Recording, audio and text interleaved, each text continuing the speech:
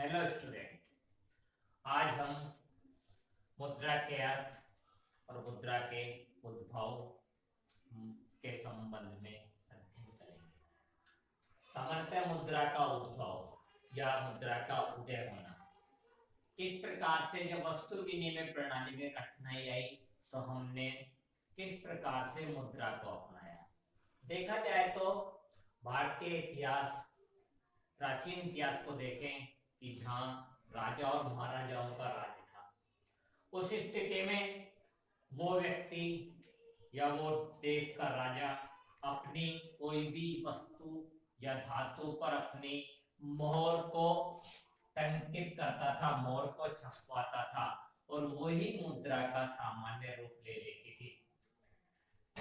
देश काल परिस्थिति के अनुसार हमारे यहाँ पर सोने की सिक्के भी चले, चांदी के सिक्के भी चलाए, तांबे के सिक्के भी चले, कांसे जैसी धातु के सिक्के भी चलाए। कुछ ऐसे हमारे यहाँ पर मुस्लिम शासक भी आए जिन्होंने चमड़ों के सिक्कों का भी निर्माण किया और वो धातु के रूप में चलाए गए। इस प्रकार कोई भी ऐसी मुद्रा जिसमें सर्वग्राह्यता और वैधानिकता का गुण हो, यानी जिसको सभी व्यक्ति ग्रहण कर सके और जिसमें वैधानिकता हो, यानी लीगल मनी के रूप में चलती हो, कानूनी रूप से वो सही हो, तो वो मुद्रा का रूप धारण करती है। इस प्रकार से वर्तमान में हमारे यहाँ पर कागजी मुद्रा के रूप में वैधानिक मुद्रा है, जिसको हम सभी स्वीकार करते हैं। मुद्रा, यदि हम शाब्दिक अर्थ में देखें तो मुद्रा अंग्रेजी के मनी शब्द का हिंदी रूपांतर है। मनी शब्द की उत्पत्ति लैटिन भाषा के मोनेटा शब्द से हुई है। मोनेटा रोम में देवी जूनो का एक नाम है, जिसे हम धन की देवी कहते हैं। ये एक मंदिर था मोनेटा देवी का, जहां पर सबसे पहले सिक्कों की ढलाई होती थी और उसको उस देश में स्वर्ग की देवी के नाम से जानते थे, क्योंकि धन संपदा का एक मंदिर था। इसलिए हमारे यहाँ पर जो मनी शब्द आया वो हमारे यहाँ मोनेटा शब्द से आया है।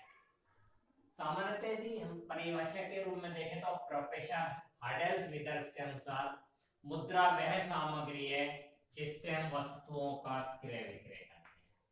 देखा जाए तो मुद्रा एक ऐसी वस्तु जिससे हम लेन देन कर सकते हैं सामान्य रूप से, या मुद्रा वह वस्तु है जो मुद्रा का कार्य करे। इस प्रकार से अनेक परिभाषाओं को देखते हुए हम कह सकते हैं कि मुद्रा एक ऐसी वस्तु है जो विनिमय के माध्यम के रूप में, मूल्य के मापक के रूप में, स्थगित भुगतानों के माप के रूप में और मूल्यों के संचय के साधन के रूप में स्वतंत्र, विस्तृत तथा सामान्य रूप से व्यक्तियों द्वारा स्वीकार की जाती है। मुद्रा में सर्वग्राह्यता और वैधानिकता का गुण होने के कारण इसको सभी लोग आसानी से स्वीकार करते हैं और वस्तुओं सेवाओं का क्रय विक्रय करते हैं।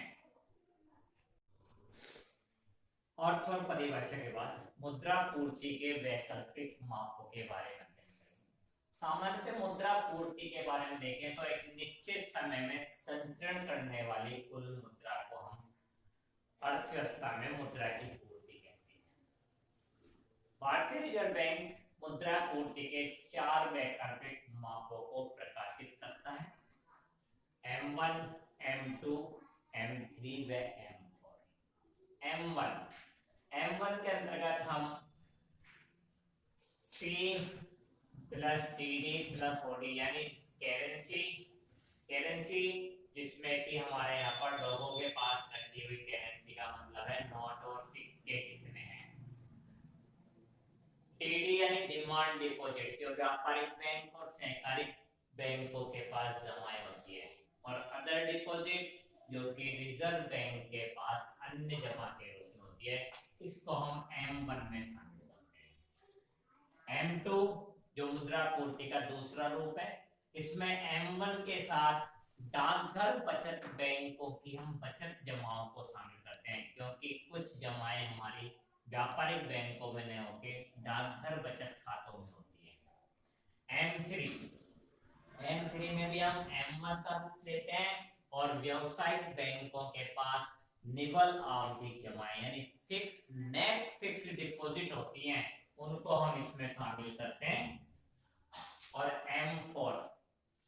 M3 के साथ M4 में हम M3 को शामिल करते हैं, और इसमें डाकघर बचत संस्थाओं की कुल जमाएं, जिसमें बचत जमाओं के साथ साथ फिक्स्ड डिपॉजिट और ये शामिल होती है। इस प्रकार हम ये देखते हैं कि मुद्रा पूर्ति की अवधारणा को भारतीय रिजर्व बैंक ने 4 भागों में विभाजित किया गया है।